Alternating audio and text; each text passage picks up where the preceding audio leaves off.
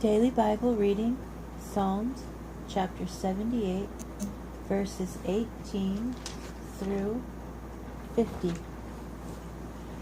To test God was in their mind when they demanded food for themselves. They spoke against God, saying, "Can God spread a feast in the wilderness?"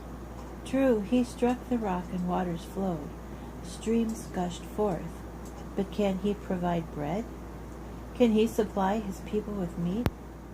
The Lord heard and he raged. Fire broke out against Jacob. Anger flared up at Israel, because they did not put their trust in God, did not rely on his deliverance. So he commanded the skies above. He opened the doors of heaven and rained manna upon them for food, giving them heavenly grain. Each man ate a hero's meal. He sent them provision in plenty. He set the east wind moving in heaven and drove the south wind by his might. He rained meat on them like dust, winged birds like the sands of the sea, making them come down inside his camp, around his dwelling place. They ate till they were sated and gave them what they craved.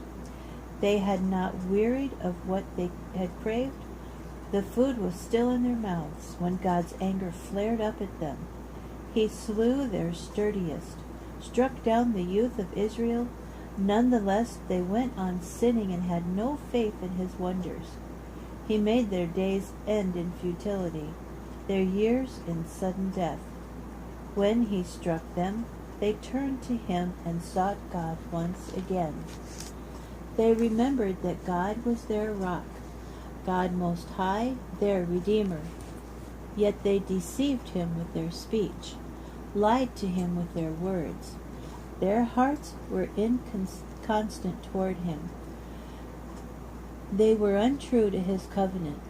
But he, being merciful, forgave iniquity and would not destroy. He restrained his wrath time and again, and did not give full vent to his fury. For he remembered that they were but flesh, a passing breath that does not return. How often did they defy him in the wilderness? Did they grieve him in the wasteland? Again and again they tested God, vexed the Holy One of Israel. They did not remember his strength or the day he redeemed them from the foe.